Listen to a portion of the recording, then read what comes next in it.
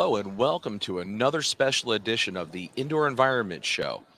We're coming to you live from Nashville, Tennessee from AIHce 2022. I'm Bob Krell, founder and publisher of Healthy Indoors magazine. And as always, I'm joined by my co-host for the Indoor Environment Show, Don Weeks, who is the president of the Indoor Environmental Quality Global Alliance. Hey, Don. Hey, how you doing today? And we are joined by a great guest, Ken Martinez. I'll let Don do the introduction. Yes, thank you very much, Ken, for coming.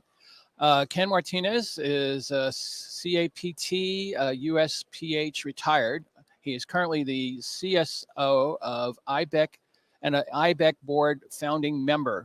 Ken is an environmental engineer and industrial hygienist who experienced in leading and conducting large-scale research, managing programs in occupational safety and health and emergency response, and creating and teaching professional development courses. He has more than 33 years of CDC experience in hazardous agent exposure characterization and mitigation, control practices in the manufacturing and healthcare industry. Since retiring from CDC, he has served 8 years in the CBRN space as a consultant, focusing on the National Biodetection Program. Mr. Martinez is recognized subject matter expert in biological agents, including infectious disease and bioterrorism agents. So welcome, Ken.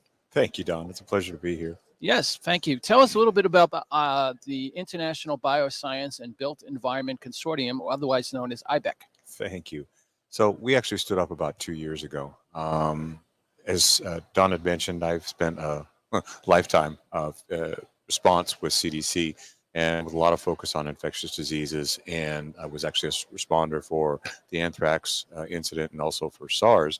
So I have an experience base in this realm and was saddened when I left CDC that I didn't have that ability to impact anymore. And then, of course, COVID hit. So a friend of mine, we got together to stand up this organization specifically targeted at creating awareness about COVID, things you can do in the environmental space. We believe that vaccinations are critically important, medical countermeasures, human diagnostics, critically important, but the broader scientific community has stated that the primary route of transmission for SARS-CoV-2 is through the air. So there are things that we can do in the built space to reduce the risk of transmission, and that's what IBEC is about. Again, we are a nonprofit. We're trying to bridge the gap between science and technology, make the information more digestible. We actually have a science advisory board that is very strong on the science side. We have Dr. Lydia Maraska, Dr. Don Milton. We have various other professors from universities. We have 3 doctors actually sit on our SAB. We want to make sure that our science is solid when we take these and repackage them as knowledge products that can be then readily consumed by the users, whether it be a business owner, a general layperson, or an employee. That's great. Now, the first time I heard about IBEC was in the series of meetings or conferences that you had on Clean 2020. Correct. And perhaps you could go over a little bit about the history of that. Well, of course, back in the end of 2020, this is the very beginnings of COVID. We have already been into it for about less than a year now. And so in August of 2020, we wanted to create these online virtual summits to address some of the pain points that people in industry and the science community were experiencing. So we actually brought to the table a lot of quality speakers from IBM, GM, Coca-Cola, Hilton, Marriott, some from the cruise line industry to hear what's impacting them early on in the pandemic. And then we had scientists and we had representatives from EPA, CDC, and others to help to address some of those pain points that were being communicated by these folks. So in all, we had 5 summits, August to December. Department of Homeland Security actually funded the last one because we were focusing on fraudulent PPE and respirators that were coming into the country. In total, we had over 1,250 attendees from 16 different countries, over 20 hours of programming, and more than 50 moderators and panelists. It was quite the success for us, for an organization that really didn't know what they were doing at that point. But I think none of us did during this virtualization that the pandemic caused. That's for sure. It was a difficult time for all of us, and you guys stepped up and did these summits. It was quite impressive, really, quite frankly. Are there plans to do additional summits at this point? Yes, there are. We actually just wrapped one up on January 25th. This was funded by a CDC grant. We're actually supporting the American Industrial Hygiene Association on this grant. And one of the projects was to create this vulnerable population, vulnerable occupation Needs Assessment Summit. It was originally intended to be a kind of a survey, but we thought the most direct way to reach these unique industry groups was by conducting another summit. And we were asked to target the first responder community, education, which included K through 12, colleges, and daycare centers, the gig economy, which was a new one for us and really a problem during the COVID for many of these folks. And lastly, was vulnerable populations or occupations in agriculture and construction. That was by far and away our most successful summit. We had over close to 290 attendees. And that was January 25th. We are planning on writing us a summary article. There actually are 2 other summary articles from the 2020 summits that we published in both Frontiers and in toxicology and industrial health. So we're trying to, we actually have created another one that we would like to focus on is biosurveillance. Really? Which will include biodetection, because that is going to become, I believe, the new norm moving forward, because this will not be our last pandemic. Should we be doing more characterization of the built space and not just about the indoor air quality components, but actually measuring for the particles of interest and what we do with that information moving forward. So that's what we're looking to target for the Biosurveillance Summit. Hopefully we can deliver on some of that by the end of the summer. You mentioned the SAB, the Scientific Advisory Board. I was impressed always when I was privileged enough to be part of that. I was wondering, you could perhaps describe a little bit about the number of people and the type of people that you're getting from all over the world. Okay, yeah. So we were very intentional about the creation of the Scientific Advisory Board. We wanted to be broadly cross-disciplinary. Engineers, industrial hygienists, doctors, behavioral scientists, because again, IBEC is about people, pathogens, and buildings, and the people component was the behavior science. We want to make sure that we were understanding how to communicate these messages better. But as we move forward with the creation of knowledge projects, we want to make sure that we had people to drive us in the right direction, that we weren't saying the wrong things. It can't all be what Janie says or what Ken says. We want it to be what others are saying as well. And for awareness, one of the things that we're working on right now is trying to develop a concept for supplemental technologies to actually be used for the Commit to Care program. What supplemental technologies I'm focusing on: portable air cleaners, the application of germicidal ultraviolet radiation in spaces, and what that can do to help better the environment if you don't have the ventilation system that you can upgrade easily. It's going to be challenging though, because you are dealing with like a diverse group of populations that you're communicating to, right? As far as communicating. Yeah, but that's why we have a great communications team to help to distill all that information down. And at some point, I'd like to talk about the Commit to Care program. Oh, absolutely. It's on the list. I was just wondering, though, before we get to that, what are the overall goals of your organization? Well, when we first started, the vision was we wanted to be a certification program. We quickly realized I've been spending probably a better part of 25 years of my career, as you know, Don, in indoor air quality and bioaerosols. And we just didn't believe we were in a place nationally to create a certification program. We could create guidance. We could create more, what's the word I'm looking for? I'll come up with it when I talk to Commit to Care. But so we put that on hold. We focused on just becoming more credible, get the information out there. And as a goal for IBEC, where we would like to be is a standard development organization. We do believe, and not on indoor air quality. We're focused on pathogens again, because that is a realm that there are no regulations. All we have from OSHA right now are the bloodborne pathogens, and the emergency temporary standard was struck down by the court. So that no longer has a place, and OSHA has made statements that they want to create a new rule for infectious agents in at least healthcare, but we know how long that can take. It's going to be an uphill battle for them. But I applaud what they're trying to do. I do too, and I'm hoping that their standard will come out before the next pandemic. Yeah. It would be helpful.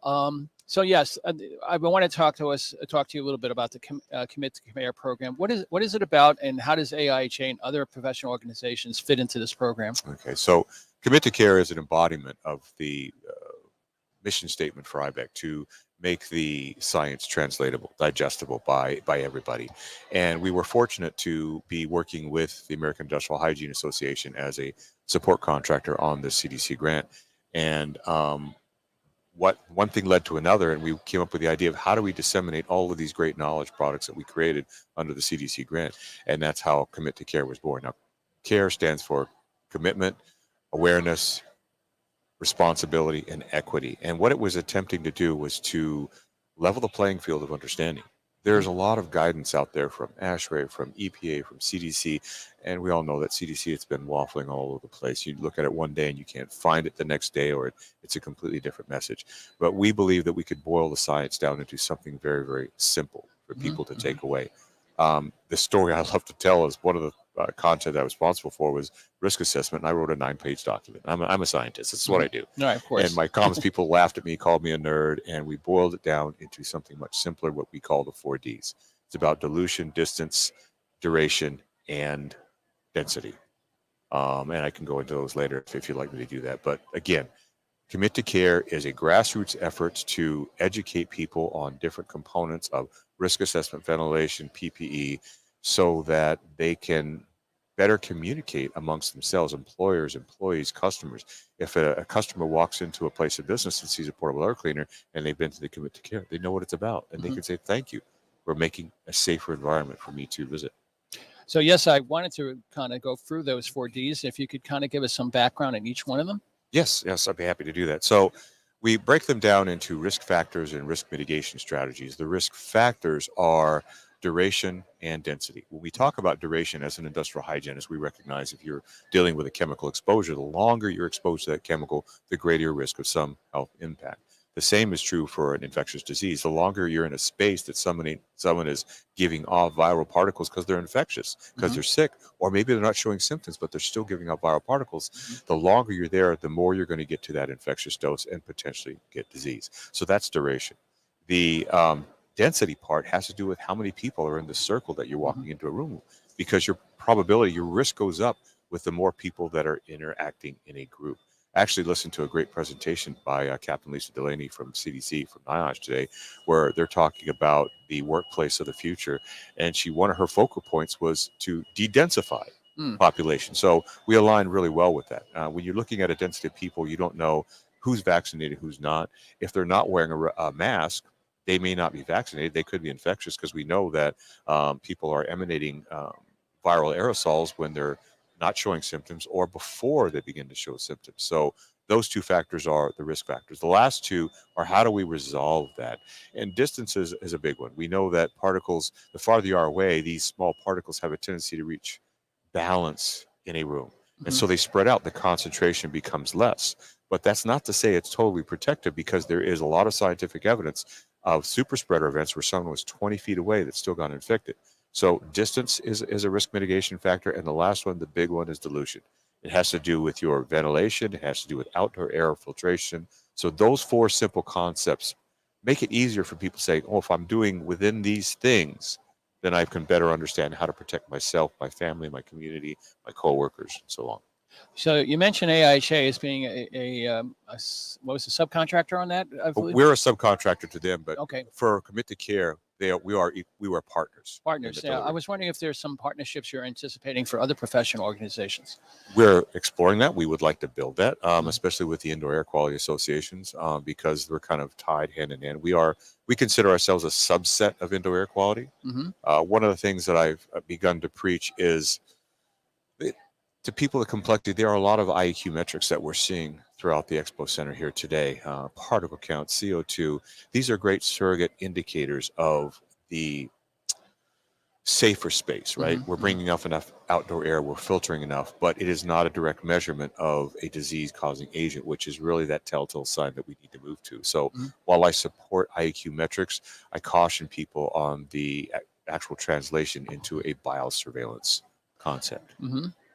So that's good. I mean, basically, I think, though, I would like to see, and I'm saying this now as an SAB member, we need to involve other organizations. You mentioned, for example, dilution. You got to be talking to the ventilation people like the ASHRAE and folks like that. And I'm hoping that will be coming about in the future. Yes, well, we're fortunate to have Bill Banfleth, who's with ASHRAE, as an SAB member. One of the things I forgot to mention with the Commit to Care, we do have a partnership program.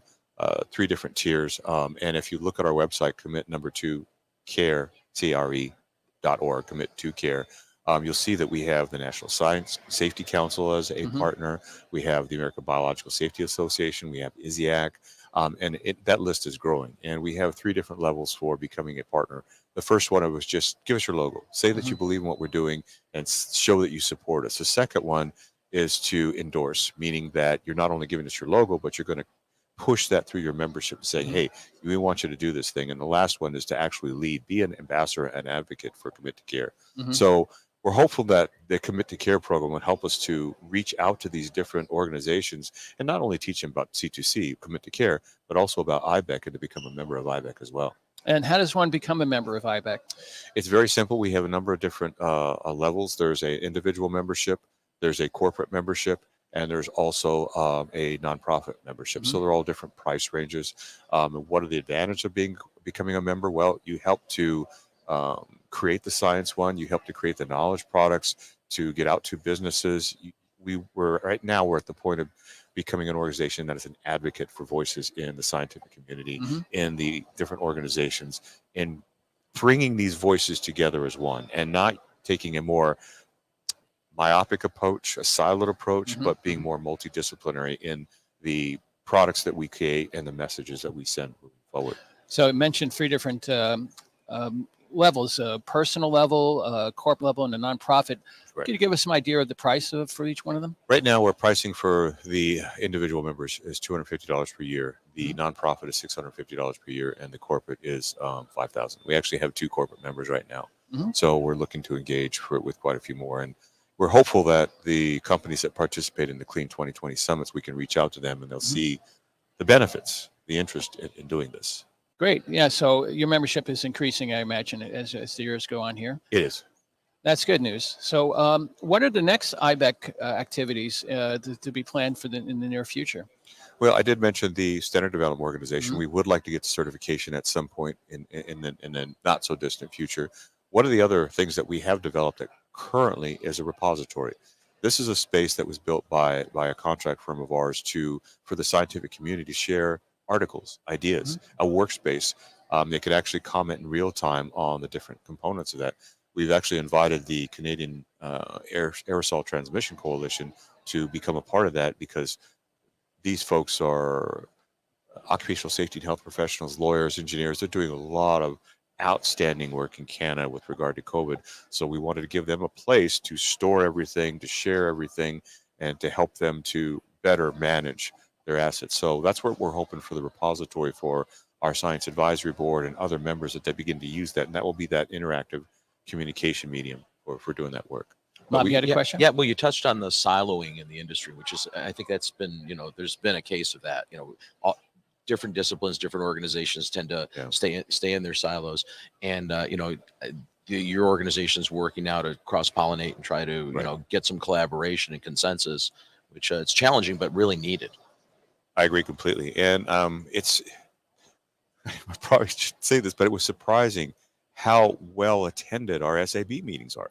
Like I said, we have doctors, we have behavioral scientists, we have industrial hygienists, we have different, and they're coming and they're having a conversation. And Janie and I thought, well, maybe that's where we evolve in the near term, is an advocacy group. So we're exploring that model right now. And bear in mind that the current thinking, belief amongst the nation and the world is the pandemic's over, and it's not. Yeah, We're I seeing know. increasing cases, increasing hospitalizations. Fortunately, deaths are going down, but vaccination has done its job.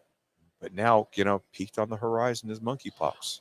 Absolutely, and the thing is, we have a tendency, especially in the United States, but I think even globally, to get very, have a very short attention span. Yeah. We can have a crisis, we fight our way through a crisis, and then we want to just take a big sigh and not do anything. And this, I think, one of the really important lessons here is to take this opportunity. It's a very unique opportunity in all our lifetimes, and actually drive forward and reach some consensus and make some improvements on these indoor environments, and actually plan ahead for the next.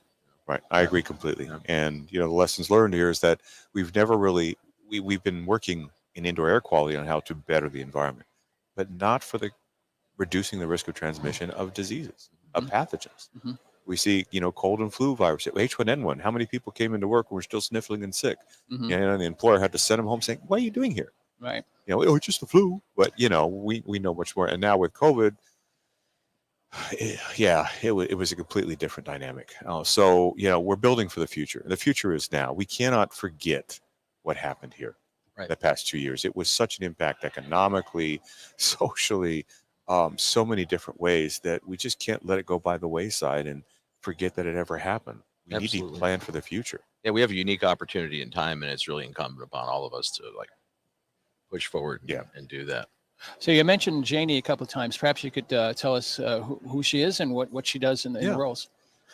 Dr. Janie Moreau and I met back in the anthrax days. As I mentioned, I coordinated a lot sampling for most of the sampling for the CDC response. And Janie was with NIST back at that time. But when I met her, she was actually the executive director for the National Science and Technology Council under the Obama administration. So I met her because she was coordinating a group that was establishing sampling standards for pathogens for anthrax. And we became good friends. And when a colleague of mine came to me with this idea for IBEC, he said, "Do you know anybody that could co-lead that with you?" And immediately it was Dr. Janie Moreau. She's a PhD in environmental engineering. She has a background in molecular biology and sciences, so she's well educated and just a brilliant person for organizing meetings and bringing people together from different federal agencies, which is another advantage that both she and I bring to the table as leaders. That I spent 33 years at CDC, and because of my anthrax experience, I had experience with EPA, with FBI, and so many others. Janie has that same experience, so we were able to reach out to our federal colleagues and say, tell them about IBEC, tell them about what we want to do, and get their interest in having this conversation. And I don't know if we've mentioned it yet. What is the web page for IBEC? It is We Are IBEC, WeAreIBEC.org. Again, we are a nonprofit. The Commit to Care is COMMIT, the number 2, CARE.org. Commit to Care. Commit to Care. So those are two websites we'll make sure go up on the Thank you. on our broadcast. And one of the other things that have come up is it strictly right at the moment focused mostly on the bioaerosols area, or are you looking to go beyond that in terms of other types of Commit to Cares that you might want to look into in the future? Perhaps, but for right now, Commit to Care is focused on, again, COVID, but more broadly on transmissible airborne diseases. Right. We wanted to make sure that it was not just about COVID. And the same thing is true for IBEC. Now, one of the things that we would like to extend IBEC is, and Janie and I have had this conversation, is to embrace mold as well. As Don, as you know, I've got a long history of mold remediation, characterization. So I'm considered a subject matter expert in that area. And our executive secretary, she's actually a PhD microbiologist out of Australia who does a lot of, she has her own lab. So I'm very active in the indoor air quality community in Southeast Asia and Europe. And we're glad to have her on board. So she and I have been kind of discussing what are the concepts regarding mold and indoor air that we can embrace with IBEC as well. That would be interesting. That would be a different approach and what other people are taking at the moment. So I'm glad that you're looking into that. Is there anything else you want to tell us about IBEC or Commit to Care at this point? No, we're excited about where we're going. We're at a unique point where the White House has put out their pandemic preparedness plan. And interestingly enough, it actually includes components of the built environment. It includes components of biosurveillance. They specifically mention wastewater surveillance. They specifically mention the built environment and what we can do about ventilation. So if there's a commitment by the current administration, we're at a unique opportunity here as an Occupational Safety and Health Committee to take that, leverage that, and move forward. Unfortunately, there are no funds behind that yet, but we'll see what happens. And again, I made mention of the monkeypox. I heard on the news this morning, one of the researchers saying, well, it's a low risk in this country. Well, we heard that Same 2.5 thing, years. Sounds really reminiscent of early 2020 or late 2019. Now, monkeypox is different, admittedly. Sure. But the articles that I have been reading, and that the smallpox vaccine does provide some of us with some immunity to other pox viruses. And the problem we have is the younger set were not immunized for smallpox, so they are at risk. But with smallpox, there was an airborne component, although it was not the primary component. It was shown in the scientific literature. So what's happening now with this outbreak that we've never seen, this epidemic explosion, if you will, and a small one compared to SARS-CoV-2, of course, but still, it's something that we've never seen before. But I'm hopeful that we can keep this in people's minds that we're doing the right things with the pandemic, we're moving forward, but now there's something else on the horizon that we need to be ready for. So let's keep the thought process engaged so we can attack this thing. Yeah, it makes sense because you don't know what these various types of diseases, viruses, pox, things of this nature, what they're going to do and how they're going to spread. I mean, people talk about measles, as this is similar to measles, yes, but measles is not necessarily always the same. There are different levels, different types of exposure, different types of mutations and variants that take place, and it could be quite different. Same with this monkeypox, you just don't know what might be the next step. So I appreciate you being here today. Thank you very much for coming by, and we'll be in touch, I'm sure. All right. Thank you, gentlemen. Bob? Thanks, Ken. Yeah, it was great, and just totally champion what you're doing. I think it's fantastic. Thank you. So at this point in time, we really need to push the ball forward. Okay. So we're going to take a pause here for a bit at the AIHce Conference and Exposition in Nashville, Tennessee. We will be back. We will continue our coverage this afternoon as well as tomorrow.